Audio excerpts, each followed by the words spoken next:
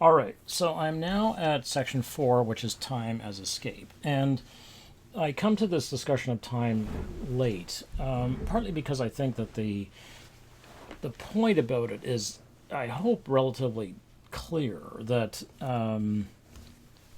the this is a metaphor for the way that the soldier experiences going to war, or really any traumatic, the way the individual experiences any trauma, which is to go to trauma and to come back and feel disconnected from the sort of what the rest of the culture has been doing around them. So their back is essentially turned.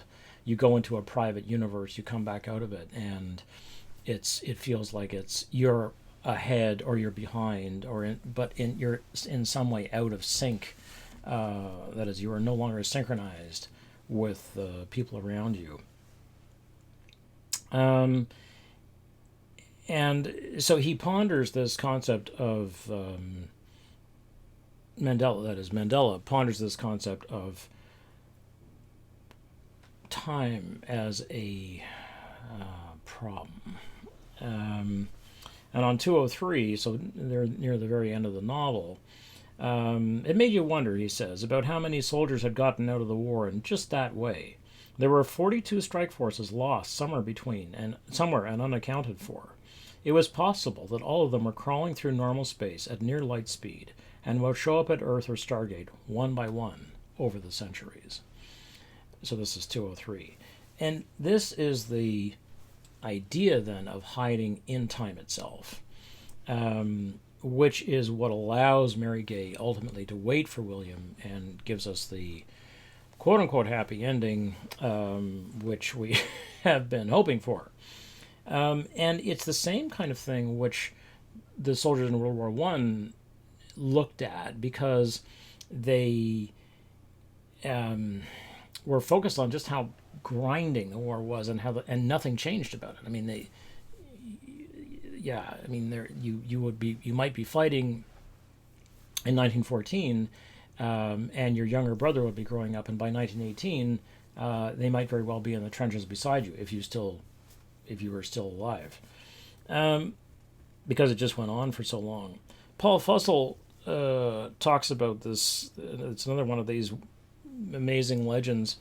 The finest legend of the war was that there was a rumor that somewhere between the lines, a battalion size, some said regiment size, so even bigger, group of half-crazed deserters from all the armies, friend and enemy alike, harbored underground in abandoned trenches and dugouts and caves, living in amity and emerging at night to pillage corpses and gather food and drink. This horde of wild men lived underground for years and finally grew so large and rapacious and unredeemable that it had to be exterminated. This is horrifying. This is from The Great War in Modern Memory. And what an amazing idea that basically that the soldiers dream of peace between them, because the Germans stopped really having any identity. It's just sort of a matter of like, these are just the people we're here. We were sent here to kill the people over there who we don't see generally because the battlefield's too dangerous, right? The other place that time appears is at the very end of the book, when the soldiers from Mandela's unit take the stasis field and move it onto the battlefield. And the stasis field, of course, apparently stops time. It stops everything.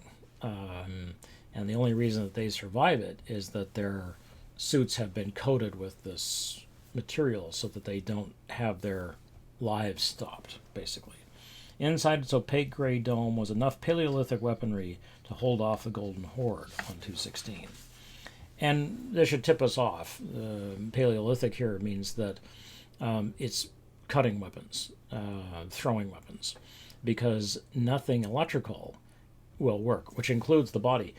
This is why you have to be in the suit, and you have to have the coating on you, because no electrical there can be no electrical activity inside this stasis field. And so that renders, as he says on 204, all conventional weapons of warfare useless.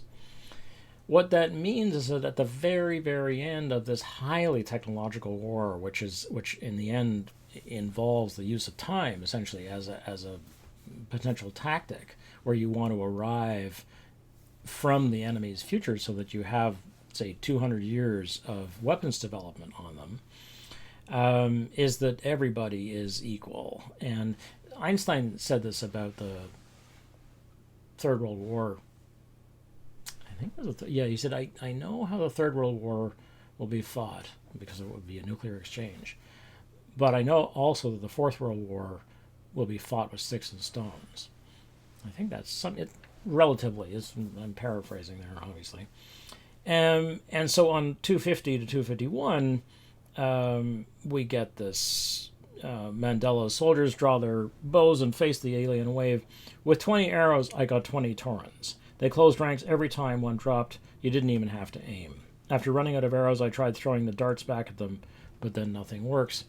And then ultimately it comes down to this, as he says, I drew my sword and waited. On 251. So the final future of the war is where war started, basically, with sharp pieces of dangerous stuff.